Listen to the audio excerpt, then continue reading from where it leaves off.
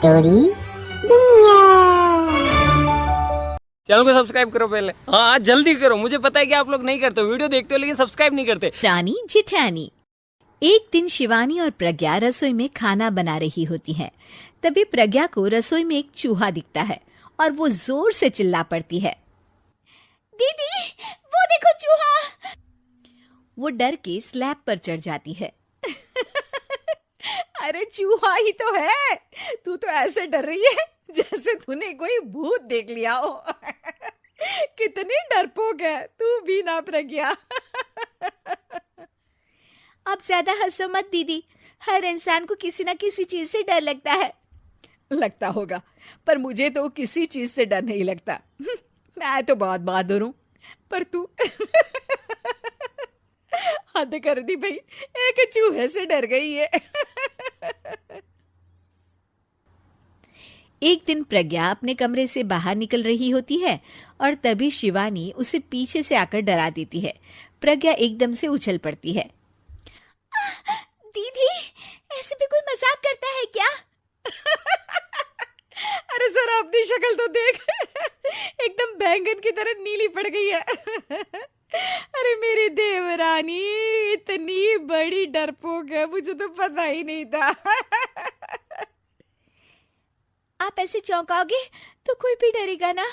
अरे नाना, कोई बहाना अब काम नहीं आएगा। आज से ना तुम्हारा नाम है डरपोक प्रज्ञा।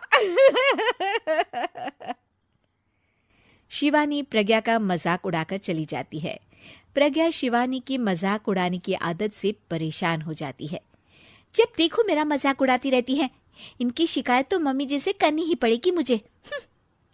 प्रज्ञा अपनी सास के पास जाती है और उन्हें सारी बात बताती है कि किस तरह उसकी जिठानी उसके डर का मजाक उड़ाती है।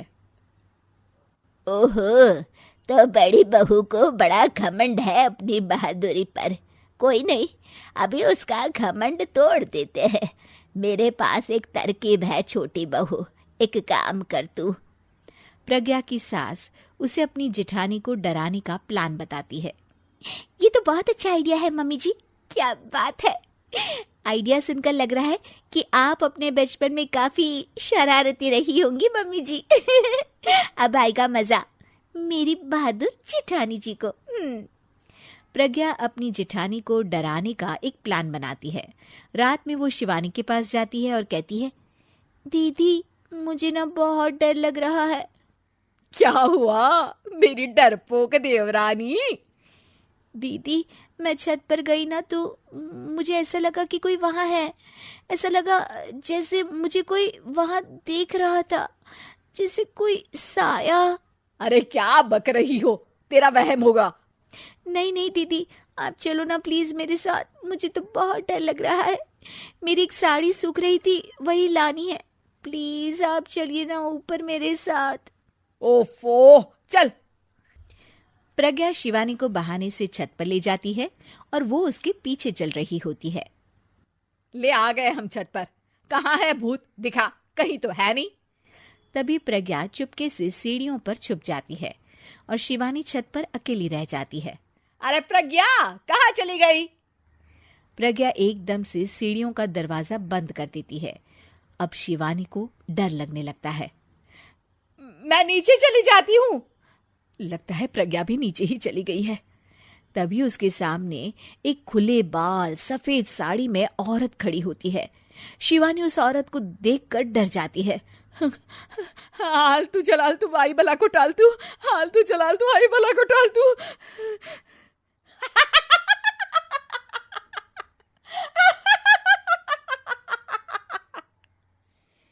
चुड़ैल की हंसी सुनकर शिवानी बुरी तरह डर जाती है।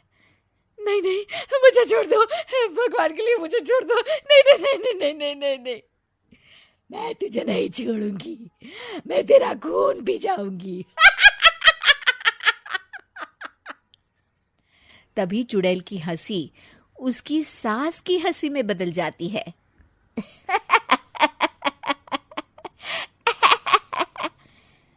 मम्मी जी, ये तो मम्मी जी की आवाज है। शिवानी आंख खोलती है तो सामने उसकी सास चुड़ैल का मेकअप करके खड़ी होती है और प्रज्ञा और उसकी सास जोर जोर से हंस रहे होते हैं।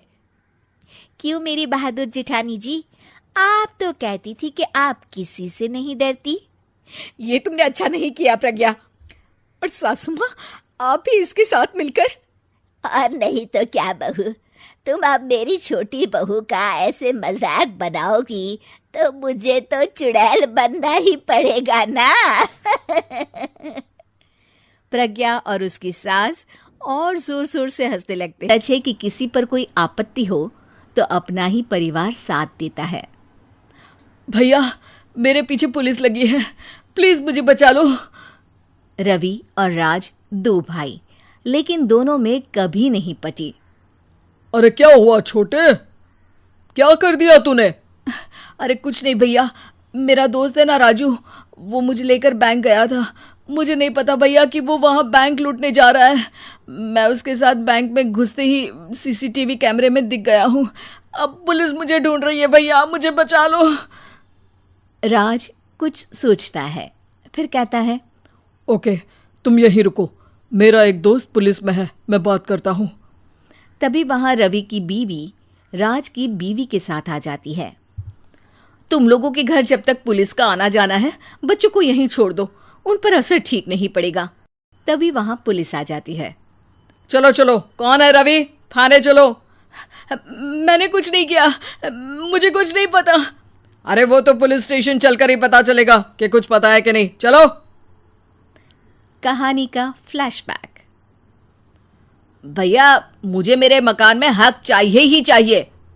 अरे लेकिन छोटे, अभी मेरे बच्चों पर काफी खर्चा है, तेरी भाभी की भी तबीयत ठीक नहीं रहती, बजट बिल्कुल नहीं है कि मैं अलग होकर रहूं। देख लो भैया, 1 महीना है तुम्हारे पास, जल्दी से घर खाली कर दो। अरे कैसी बात कर रहे हैं भैया, मेरे शरीर में अभी इतनी हिम्मत भी नहीं कि घर को खाली करे। तो क्यों अपना पोषण बेचा भाभी? अरे तुम तो जानती हो, पिताजी की बीमारी के कारण उन्हें हमारी जरूरत थी, कैसे आते पैसे। ससुर जी तो बूढ़े थे भाभी, उनकी बीमारी में भी पैसे लगाना कौन सा अकल का काम था। तो क्या पिताजी को मैं मरने के लिए छोड़ देता?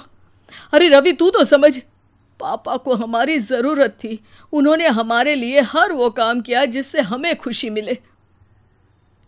बैक टू रवि जो जेल में बैठा है। ये मैंने क्या कर दिया था? मैं ना पिता का हुआ ना ही भैया का। मेरे साथ जो हो रहा है ठीक ही हो रहा है।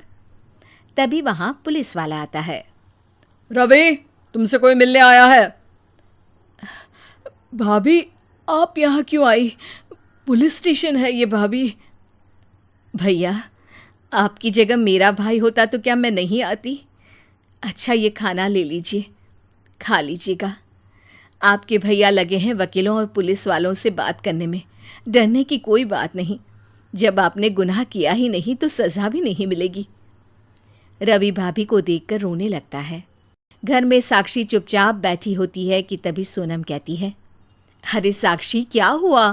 परेशान क्यों हो रही हो? भाभी, अभी अभी पुलिस स्टेशन से खबर आई है, इन्हें बड़े जेल में शिफ्ट किया जा रहा है। मैं क्या करूंगी भाभी? रो मत, हम अच्छे से अच्छा वकील करेंगे। लेकिन उसमें तो बड़े पैसे लगेंगे दीदी, हम इतना पैसा कहाँ से लाएंगे? अरे क्यों, ये मकान है ना, और मेरे कुछ गहने भी है। साक्षी की आंखों में पानी आ जाता है। पर दीदी, ये तो आप और भैया की मेहनत की कमाई है। पापा के बाद भी तो हम लोगों का सब खत्म हो गया था। पापा को तो बचा नहीं पाए, लेकिन भैया को ज़रूर बचा लेंगे, और भगवान चाहेंगे ना तो दोनों भाई मिलकर इससे भी बड़ा मकान खड़ा कर लेंगे। साक्षी। थोड़ी देर में राज वहां आता है। सोनम सही कह रही है साक्षी, पैसों की कमी के कारण किसी भी बेगुनाह को सजा नहीं मिलती। राज एक अच्छा सा वकील करता है। सोनम और साक्षी बचाए पैसे और अपने गहनों को बेचकर रवि का केस लड़ते हैं और जल्द ही रवि जेल से बाहर आ जाता है। रवि राज को गले लगाकर कहता है, भैया, मुझे माफ कर दो, मुझे साक्षी ने सब कुछ बताया है। भैया आपने मुझ पर विश्वास किया, मेरे लिए दिन रात मेहनत की, भाभी ने अपने गहने तक बेच दिए। भैया आपने तो पापा के लिए भी पैसे नहीं देखे, लेकिन मैं बहुत ही सेल्फिश निकला। भैया एक आखिरी बार मुझे माफ़ कर दो, मैं शर्मिंदा हूँ। अरे भाई, अपने तो अपने ही होते हैं, पापा ने हमारे लिए क्या नहीं किया। एक शाम प्राची टीवी पर सीरियल देख रही होती है, तभी उसकी सास वहां आती है। अरे सीरियल में तो ऐसे मग्न है जैसे आज रात का खाना पड़ोसी आकर बनाएंगे। मुझे पता ही नहीं था आपने अपने बेटे की शादी पड़ोस में भी की हुई है। हैं? मतलब? मतलब इस घर में सारा काम बहू ही करती है, आप तो सिर्फ खर्राटे मारती हैं। अच्छा जी, फिलहाल तो तुम आराम फरमा रही हो, चलो जाओ, ये मेरे टीवी देखने का समय है। आहा, इसीलिए मुझे भगाया जा रहा है। सॉरी, अब तो बिल्कुल नहीं जाऊंगी। प्राची की इस बात पर दोनों सास बहू के बीच टीवी रिमोट के पीछे बच्चों जैसे छीना झपटी शुरू हो जाती है, जिसके बीच श्लोक भी काम से घर वापस आ जाता है। हाँ, आज मेरी चूहे बिल्ली की जोड़ी किस बात पर झगड़ रही है? अरे तेरे बीवी मुझे टीवी ही नहीं देखने दे रही। अरे तुम्हारी मम्मी मुझे खाना बनाने के लिए फोर्स कर रही है। अरे वाह, ऐसे बेतुके रीजन पर तो बच्चे भी झगड़ा नहीं करते। अरे मुझे कुछ मत बोल, सब इसने ही शुरू किया है। हाँ हाँ, जैसे आप तो बहुत दूध की धूली है ना। अरे बस, दोनों चुप। प्राची जाओ, खाने की तैयारी करो।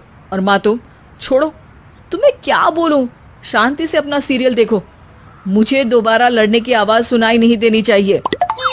ऐसा बोलकर श्लोक वहां से चला जाता है, जिसके पीछे पीछे प्राची भी कुछ न कुछ बड़बड़ाते हुए रसोई में चली जाती है।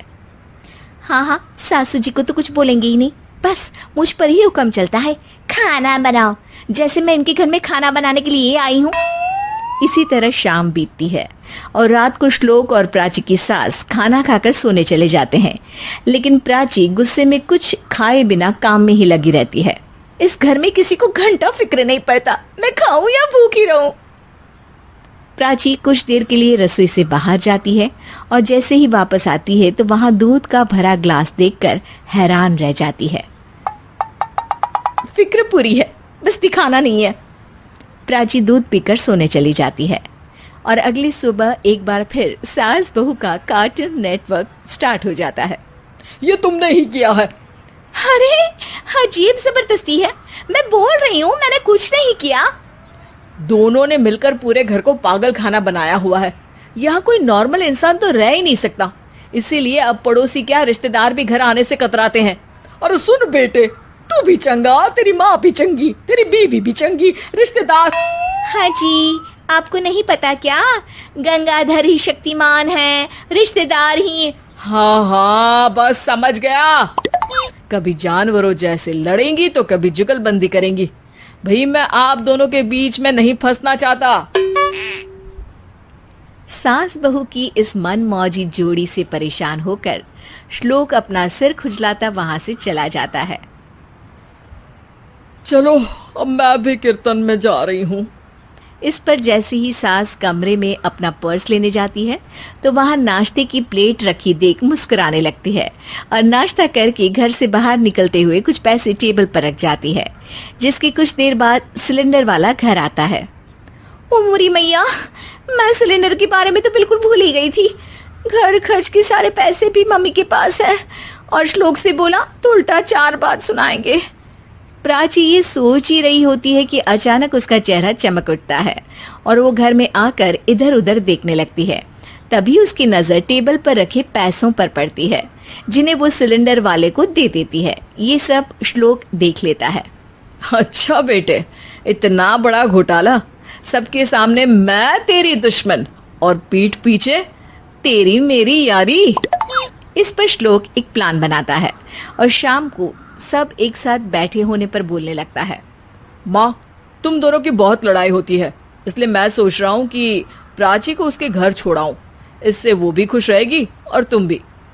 अचानक श्लोक की ये बात सुनकर सास बहू शौक से उसकी तरफ देखती है। अरे ऐसे कैसे घर छोड़ाओगे? मुझे कहीं नहीं जाना। अरे तुमने बोला नहीं पर मैंने सुन लिया। तुम्हें मम्मी के साथ रहना अच्छा नहीं लगता, मुझे पता है। अरे वो अरे जब बहू खुद कुछ काम बोले तो वो तुझे सुनता नहीं, और अब जो इसने बोला ही नहीं वो तू समझ गया। जब उसे नहीं जाना तो फिर जबरदस्ती क्यों कर रहा है? अच्छा फिर आपको मौसी के घर छोड़ाता हूँ। बस अब आप दोनों एक घर में एक छत के नीचे नहीं रह सकती। मैं इस टॉम एंड जेरी की जोड़ी को और नहीं झेल सकता। है? ऐसे कैसे नहीं रह सकते? तुम्हें इतनी दिक्कत है तो तुम्हारा बोरिया बिस्तर पैक कर देती हूँ, लेकिन मम्मी जी कहीं नहीं जाएंगी। बिल्कुल यही सुनना था मुझे। अगर दोनों में इतना ही प्यार है फिर हर वक्त ये लड़ाई का नाटक क्यों करती हो?